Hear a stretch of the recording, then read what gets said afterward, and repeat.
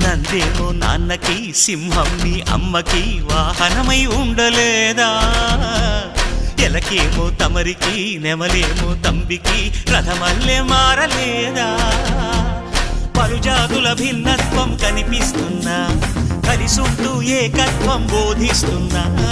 ఎందుకు మాకి హింసావాదం, ఎదిగేటందుకు అది ఆటంకం.